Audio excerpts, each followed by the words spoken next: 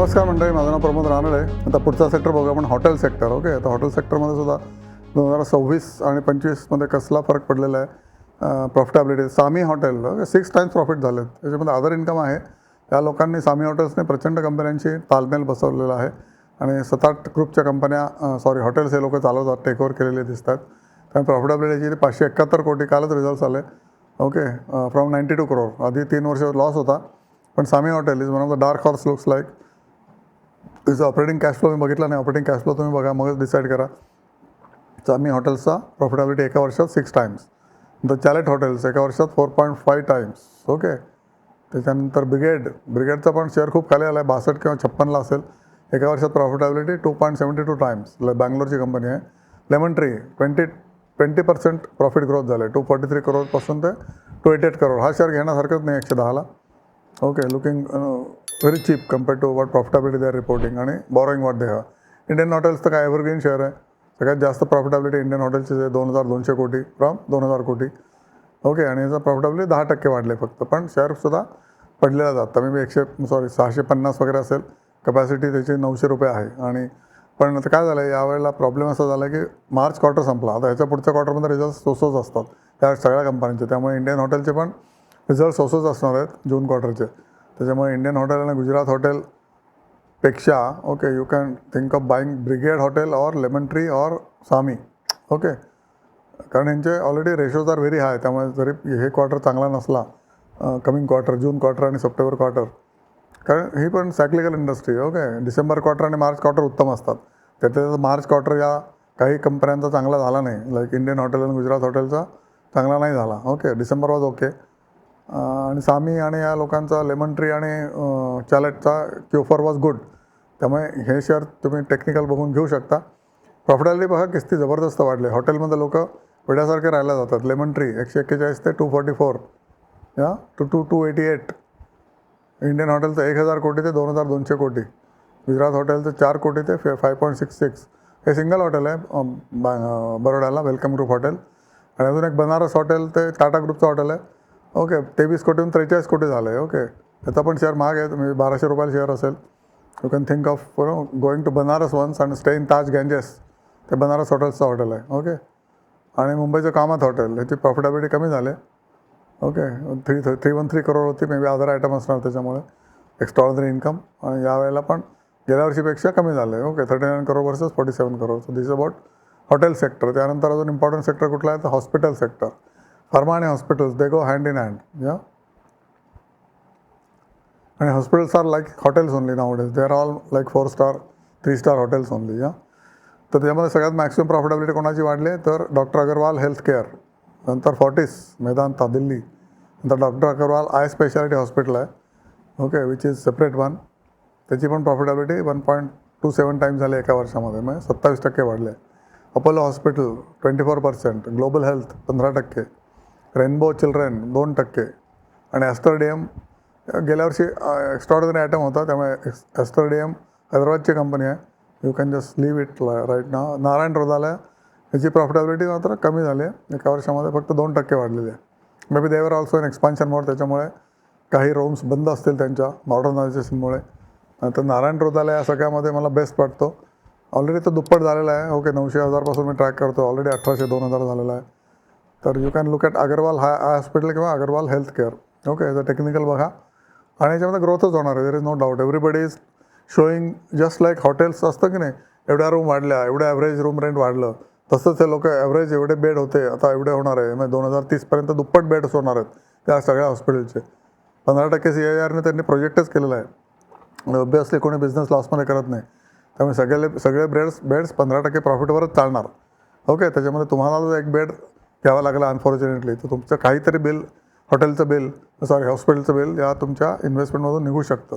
Okay, त्यामुळे तुम्ही अजून हॉस्पिटलचा ETF नाही निघाला आहे. ओके, हॉटेलचा ETF नाही निघायला पाहिजे ॲक्च्युली. हॉस्पिटॅलिटीचा ETF आणि हॉस्पिटलचा ETF. तर मोतीलाल ओसवाल किंवा ग्रो काढतील असं मला वाटतं आहे गोईंग फॉरवर्ड. तसे हॉस्पिटलचे शेअर सध्या हॉस्पिटल बिकम बिग इंडस्ट्री.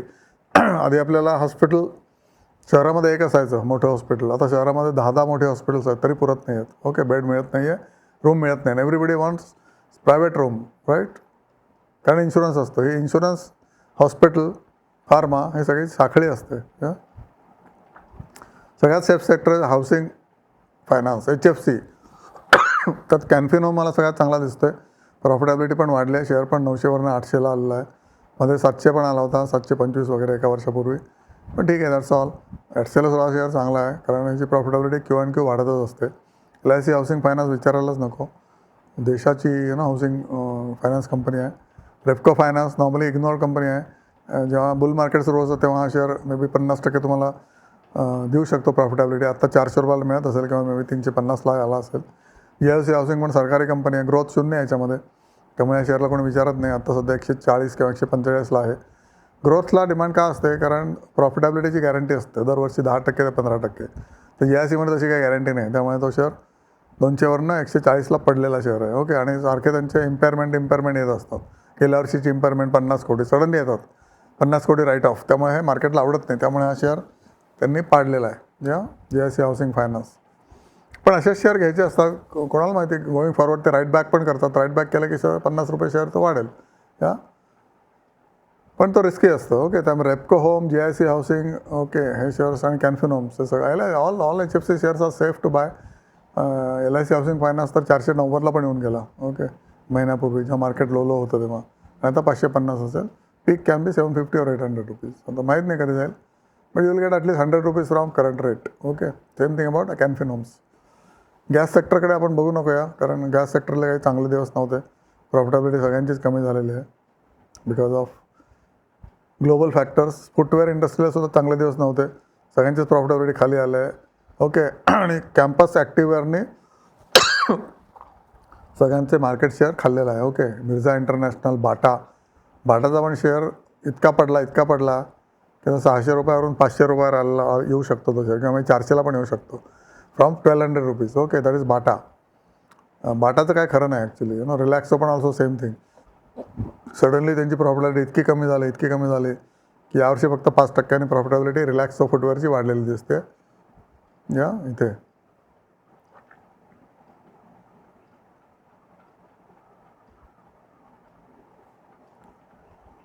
त्याच्यानंतर मेट्रो ब्रँड 11% प्रॉफिटेबिलिटी वाढले. रेडटेपची 42% वाढले. रेडटेप आणि मिर्झा इंटरनॅशनल स्प्लिट झाले 3 वर्षापूर्वी. त्यामुळे Redtape is better than Mirza international. Mirza international सध्या सडतो शेअर 32 रुपयाला, कारण लॉस आहे. यावर्षी पण लॉस दाखवला 1 कोटी, गेल्या वर्षी पण 4 कोटी लॉस होता. त्याच्या आधी 12 आणि त्याच्या आधी 26 कोटी प्रॉफिट होता जेव्हा ते डिमर्ज झाले रेडटेप. ओके. त्यामुळे या सगळ्यामध्ये मेट्रो ब्रँड आणि Campus activewear may be you can think of buying at the lower level. रेडटेपसुद्धा अजून खाली आला आहे. 150 किंवा 130ला असेल तर घ्यायला हरकत नाही. 220 वगैरे त्याचा पीक होता. Mayur Uniquoters is not in footwear, it is in furnishing. Leather फर्निशिंगमध्ये आहे मयूर युनिकोटर्स. हा जबरदस्त वाढलेला शेअर ऑलरेडी 750 वगैरे झाला असेल किंवा 600 असेल. 400ला वगैरे घ्यायला हरकत नाही. So wait for Mayur Uniquoters. हा तुमच्या मनात ठेवण्यासारखा शेअर, आत्ता घेण्यासारखा शेअर नाही. ओके. त्याचं classification is not in footwear, it is in furnishing. पण फर्निशिंग असं काही वेगळा सेक्टर नाही आहे, त्यामुळे लेदर असल्यामुळे त्याच्या आम्ही ह्याच्यामध्ये घेतलेलं आहे. ओके. नंतर फूड सेक्टर. फूडमध्ये चहा पण येतो. Jayshree tea, water base. Okay. हे सगळे खलास झालेले शेअर्स आहेत. वॉटर बेस इज झिंगा मासा बनवणारी कंपनी किंवा श्रिम्प फीड बनवणारी कंपनी आहे. ओके. तर टॉप बिलिंग कोणाला आहे बघा, ज्युबिलंट फूडला आहे. यावेळेला प्रॉफिटेबिलिटी त्यांची वाढलेली आहे. यावर्षीच वाढली आहे, गेल्या वर्षीपासून पडत होती ती. त्यामुळे Jubilant food is 1.54 times profitability वाढले, 50% वाढले. KRBL तांदूळाची कंपनी, ह्याची पण प्रॉफिटेबिलिटी 36% वाढली आहे. हडसन ॲग्रो 25% वाढले. अवंती फीड 18% वाढलेले. हा एक्सपोर्टमध्ये पण आपण घेऊ शकतो, अवंती फीड आणि कुठला वॉटर बेस. ओके. आणि KRBL, कारण हे लोक एक्सपोर्टच करतात मेनली. ब्रिटानिया 16%. गुडरिक चहा 15%. गुडरिक अजूनही खाली आहे, 150ला घ्यायला हरकत नाही. सडनली हा शेअर कधी पण धूमकेतूसारखा 300 रुपये जाईल. हॅरिसन मल्यालम जोरदार वाढले, 1.93 टाइम्स झाले प्रॉफिटेबिलिटी. रबरामुळे ना, basically this is catering to rubber and tea. 2 sectors आहे त्याच्यामध्ये. तर रबरपासून खूप जास्त प्रॉफिट आता मिळाला, टीपासून नाही. कारण टीमध्ये कामगारांचाच प्रॉब्लेम आहे. कामगारांचेच पगार इतके असतात ना की चहा विकणं नको, कारण चहाला काही विशेष मार्जिन मिळतच नाही, कारण त्याच्यामध्ये इतके रोग पडतात. पिकांवर रोग पडला, सॅलरी तर द्यायलाच लागते. त्यामुळे टी सेक्टर सगळ्यात डेंजरस सेक्टर आहे सध्या. चहा, आपल्याला वाटतं चहा म्हणजे काय, केवढा आपल्याला महाग मिळतो चहा, पण रिॲलिटी बघितली तुम्ही तर टी सेक्टर गाळात आहे, कंपन्या गाळात आहेत. ओके. नंतर नेस्ले कॉफीची कंपनी उत्तमच आहे. ओके, फक्त 60% प्रॉफिट ग्रोथ झालं यावर्षी. LT foods is another export company, rice export company.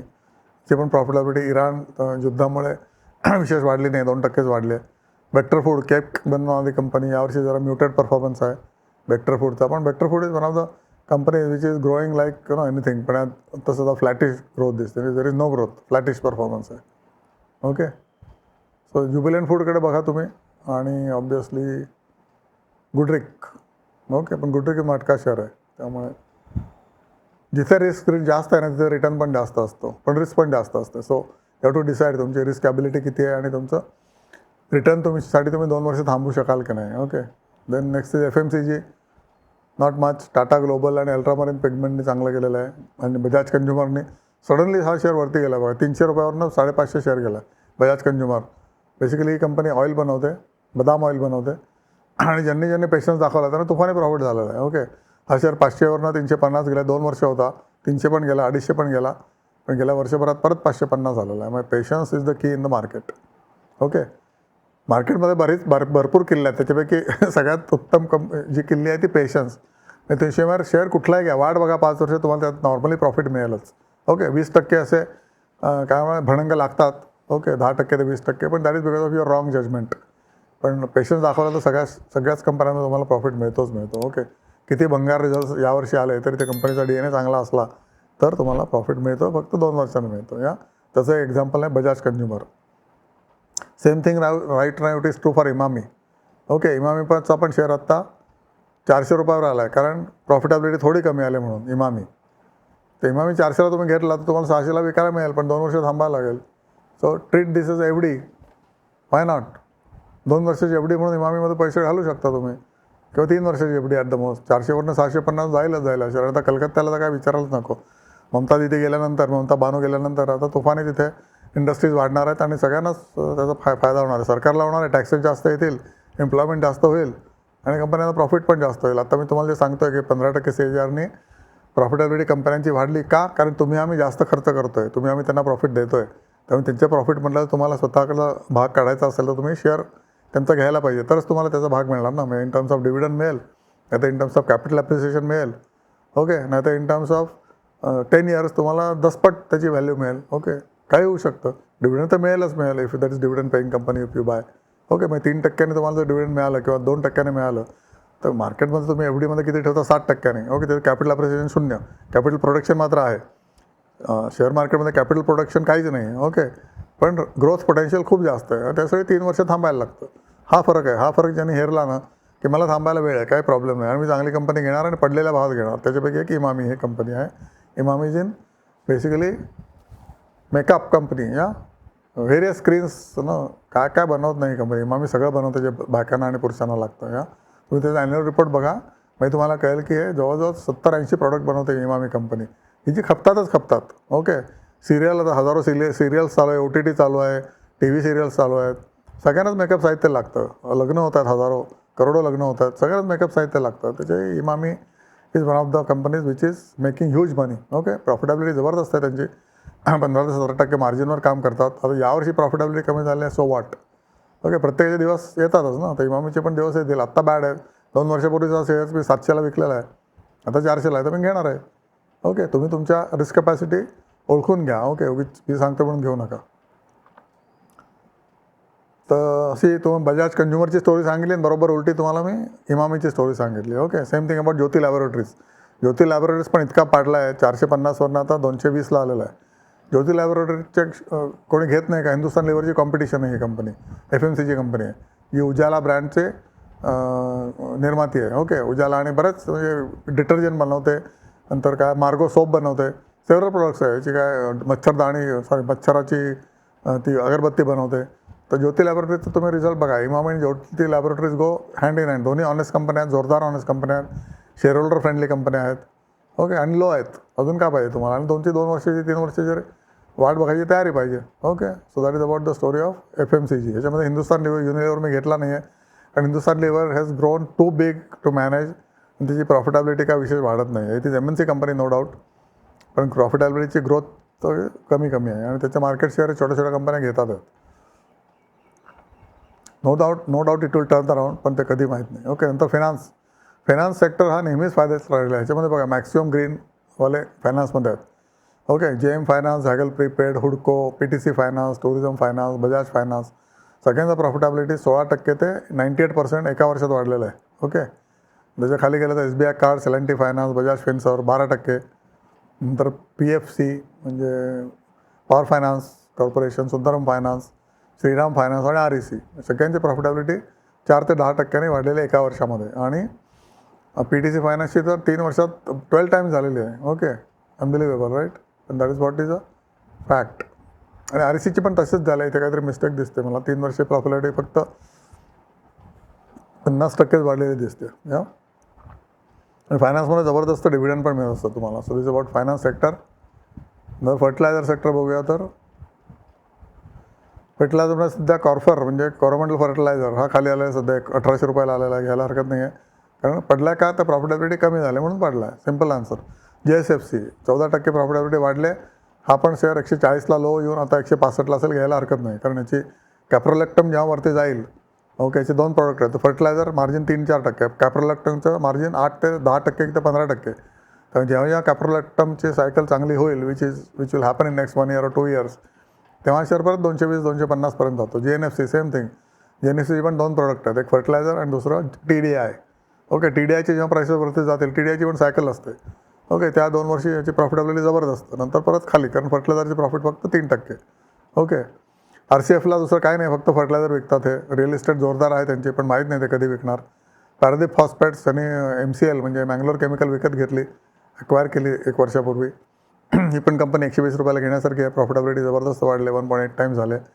National fertiliser ही पण प्रॉफिटेबिलिटी दुप्पट झाली एका वर्षात, पण 3 वर्षात विशेष काय नाही. पण हा शेअर एकदम खाली आहे सध्या. 76-77ला घ्यायला हरकत नाही, 120ला जातो. पॅरादीप पण 220वरनं 120 आलेला आहे. RCF पण 200वरनं किंवा 180वरनं 120 आलेला आहे. JNFC आत्ता 500 आहे, पण 700 जाऊ शकतो. चंबळ फर्टिलायझर पण चांगलं profitability growth is good. So this is also one of the good companies. JSFC आणि दीपक फर्टिलायझरचा काहीतरी प्रॉब्लेम झाला. आता Deepak is good company, but it is fallen in profitability. So I don't want to comment much on Deepak.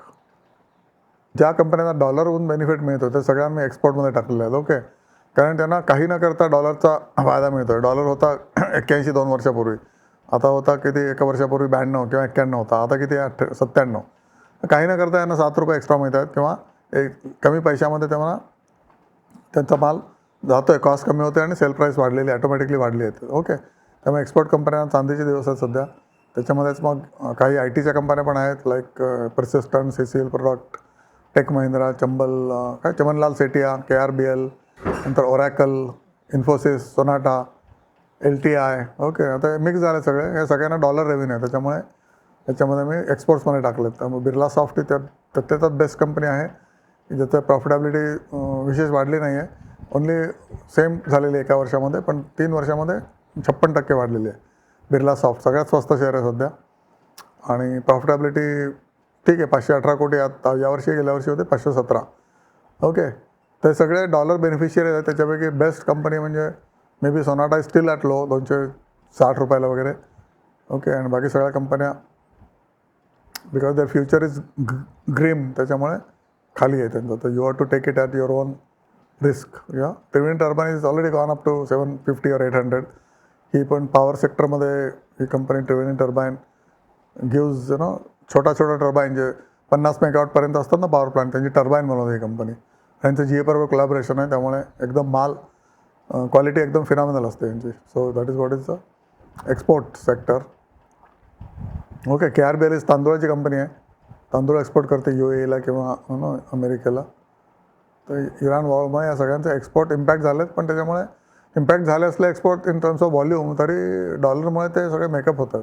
Engineering कंपन्यांमध्ये Praj industry सगळ्यात कमी profitability, अर्धी profitability झाली. आयन एक्सचेंजची पण 30% प्रॉफिटेबिलिटी डाऊन आहे. ओके, किर्लोस्कर ब्रदर्स, ग्रूर अँड वेल. ओके, त्यातल्या तर सगळ्यात बेस्ट आता NRB बेअरिंगची प्रॉफिटेबिलिटी चांगली झाली, 1.78 टाइम्स. नंतर Kirloskar pneumatic, Kirloskar oil engine, Thermax, HBL. इंजिनिअरिंगमध्ये काय विशेष ना, I don't see that there is any juice left. Already या सगळ्या कंपन्यावरती गेल्या आहेत. इलेक्ट्रिकल इक्विपमेंटमध्ये अजूनही ज्यूस शिल्लक आहे. ओके, सिमेन्स, भारत बिजलीमध्ये अजूनही ज्यूस शिल्लक आहे. ओके, 2400 रुपयाला घ्यायला हरकत नाही. नंतर वर्ल्ड टाईम ट्रान्सफॉर्मर, केस international, ABB, Kirloskar electric. Okay, these are all कंपनीची प्रॉफिटेबिलिटी बघ केवढी वाढली आहे बघा. एज्युकेशनमध्ये काय writing instruments, Camlin. Okay, Kokuyo कॅमलिनची प्रॉफिटेबिलिटी 4 टाइम्स झाली एका वर्षात. ओके, पण तरी 3 वर्षात बघितलं तर 1.67 टाइम्स आहे. सो दॅट्स गुड ना. स्टील 35% CAGR आहे त्यामुळे. आणि शेअर खाली आहे कॅमलिन, कोकियो कॅमलिन आता मे बी 80 रुपयाला असेल. आणि Flair writing, DOMS industries Linc limited, सगळे पेनं बनवणाऱ्या कंपन्या किंवा स्टेशनरी. आणि नवनीत इंडस्ट्रीज म्हणजे बुक्स बनवणारी कंपनी. नवनीतची प्रॉफिटेबिलिटी खाली आहे आता, पण 3 वर्षात 6 टाइम्स झालेले आहे. त्यामुळे नवनीतसुद्धा 142ला बघण्यासारखं आहे का. So this about education sector, Kokuyo Camlin आणि नवनीत. ओके, तर diesel engines, DG diesel generator engines, Cummins, Kirloskar, Greaves Cotton, हे 3च कंपन्या आहेत. त्यापैकी सगळ्यात टॉप नॉच कमिन्स आहे. 1.18 म्हणजे 18% CAGRने वाढलेला. आणि शेअर बघता बघता 5,000ला टेकला, 6,000ला टेकला, सॉरी 6,000 रुपीज. 6 महिन्यापूर्वी 3,000ला होता की 4,000ला होता, 6,000 गेला.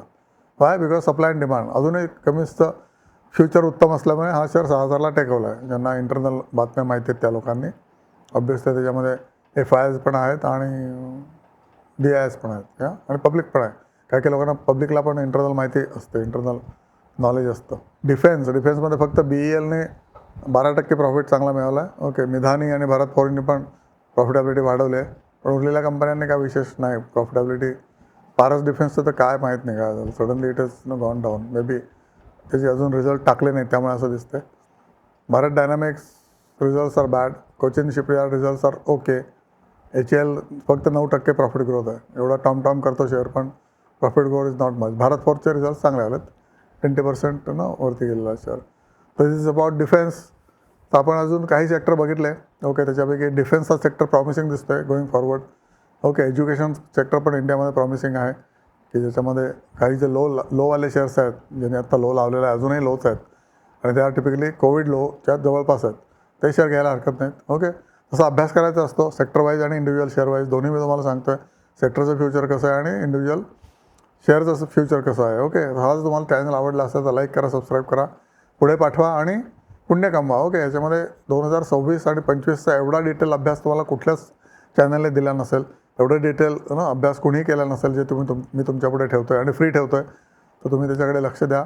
3 वर्षाचे पण तुम्हाला प्रॉफिट सांगितले, एका वर्षाचे पण प्रॉफिट ग्रोथ सांगितला. आणि इंडियाचं फ्युचर बेस्ट आहे. Indian corporate future is the best. Okay, त्यामुळे शेअर मार्केटमध्ये तुम्हाला यायलाच पाहिजे. Okay, thank you so much.